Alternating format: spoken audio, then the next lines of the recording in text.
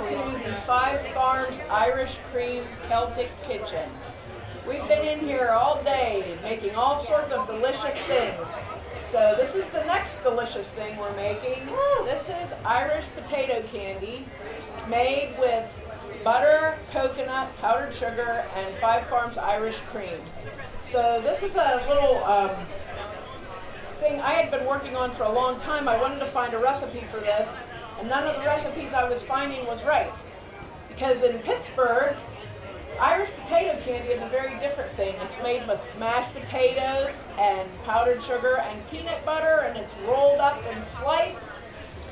And this is not what I was looking for. So in Philadelphia, they make a different sort of Irish potato candy, and that's sort of where it originated with the Irish population in Philadelphia. So they make this sort of an Irish potato candy using the butter and the powdered sugar and the coconut that gets sort of like a hard crust on it.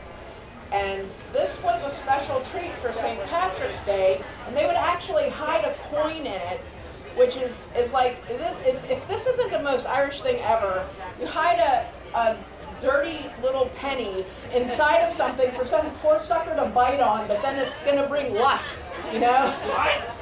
The luck is if you don't break a tooth, I think, is mainly. So that's the recipe I was looking for, and I couldn't find it because like nobody is giving that recipe out. So when you look online, you find all sort of strange recipes that use. A lot of them use cream cheese, Philadelphia cream cheese, made it. But then you have to keep that refrigerated. But I've seen this in candy stores, and I'm like, what is this? So I had to read a lot of articles and get a little tidbit of information from all these candy makers of what they do. And I finally figured it out. So now I'm going to share that with you, and you don't have to do any research or think or anything or read, just the recipe.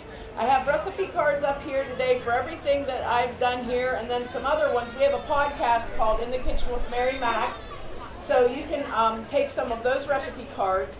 We have a website, Mary Mac Bakehouse, where you can find all of our recipes in PDF form and written out like a blog post, and we have podcasts for all of them. So if you want to listen to my voice, my kids don't want to, but if you want to listen to my voice talking about the recipes, you're more than welcome to. And our podcast is typically something like this. We tell you a little bit about what we're doing, maybe a little history to go with it, or how I found the recipe, and we give you the recipe.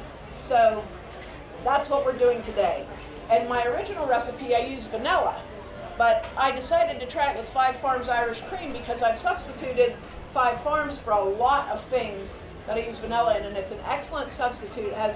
The flavor is so rich and different that people will say like, oh wow, what's in there, because it's just got this very rich flavor. You can't quite identify, is it vanilla, is it maybe chocolate, does it have maybe a little buttery flavor to it or whatever. So that's the kind of thing, you can take everything up a notch using Five Farms instead of vanilla, or with vanilla if you choose to. So this recipe, we like to use Kerrygold butter, of course, and we're using sweetened coconut flakes and just regular old powdered sugar and our Five Farms Irish cream. So here we go. First you need 16 ounces of powdered sugar, which is like a half a bag.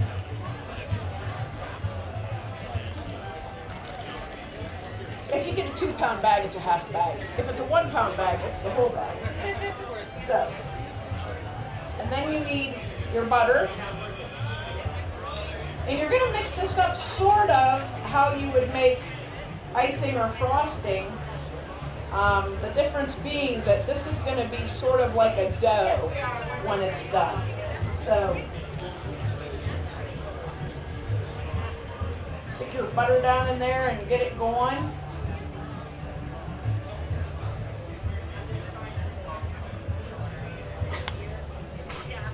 And this is a pretty thick dough that you make because you're going to be rolling these up to make little potatoes, so you don't want it to be something thin.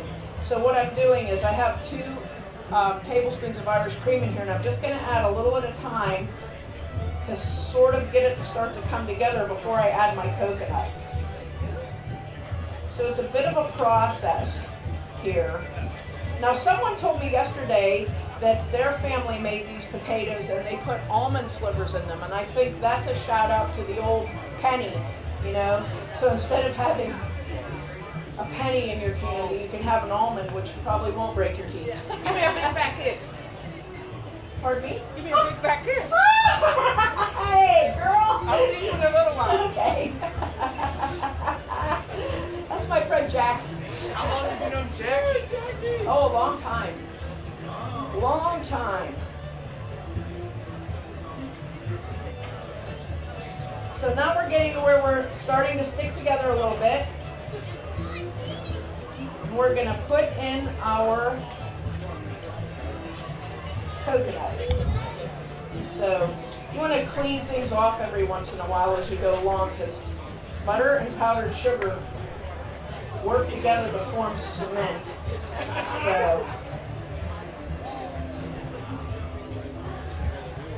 now we need 2.5 cups of sweetened flake coconut. It's like snow. Yeah, that's why people use it on those Christmas things, you know, make it. They use it for Christmas, for snow, and for Easter for grass.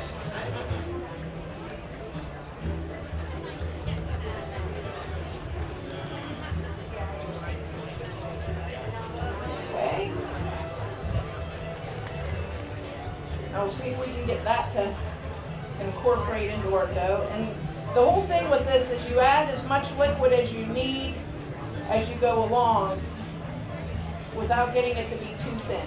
If you're making this and you happen to put a little too much in, you can always add more powdered sugar and thicken it back up again.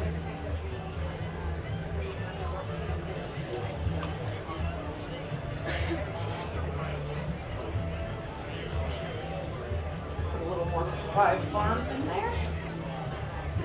I found yesterday I needed about 3 tablespoons of it, so that'll probably be the same for today. But you can see it's starting to come together. It's very beautifully gold colored from the butter and the Irish cream. I don't think I would use a mixer, just because it's so heavy. You could probably use dough paddles, I suppose, if you had those paddles. I don't know if most people probably don't, but. Wait, what's that? This is the Irish cream. Okay.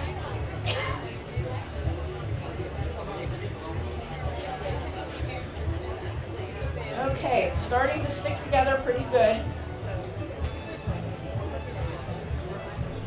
And I'm mostly like not stirring, I'm just using the spoon to press it together. That's what I don't know if a mixer would be great for this, because you're really just pressing it until you get it to form a dough.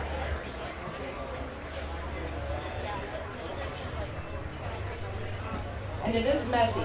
Everything I do is messy though, so I guess I can't just say this is messy.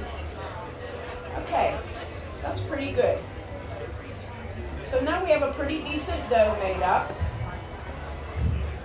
And you can take a rubber scraper and kind of press it together and see how it forms up into a dough. So now, if you're making these for something that you're doing at a party, I usually make them about this big, about the size of a mini muffin cup, okay? And it just looks like a little potato. But for here, I'm making them small for a small sample size, which is also nice if you're having a party and you can make little tiny potatoes. What you want to do is set your potatoes on a plate while you're making them, because they dry a little bit on the outside. And they'll get a little bit, you know how icing dries on a cake but it's moist inside? That's the kind of thing that happens. So they'll seal off the inside on their own. And this size batch makes about 100 little tiny potatoes, and it makes about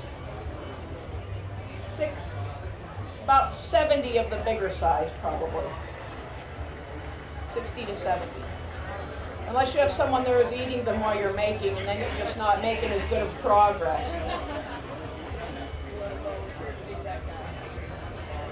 It also makes your hands feel wonderful, all that butter in there, you know.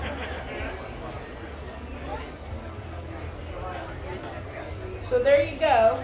Now, the next thing you do is you take a little bit of cinnamon, because these they look like a peeled potato right now. Looks like a little white peeled potato, but what we're gonna do is make them look like one that just came out of the ground. So there you go. There's your little potato. Pretty easy. It's a miracle. This seems pretty easy. Yeah, it's pretty easy. And that's a nice thing, you know, if you're going to a St. Patrick's Day party, classic St. Patrick's Day treat. Everybody loves them if you don't tell them there's coconut in there.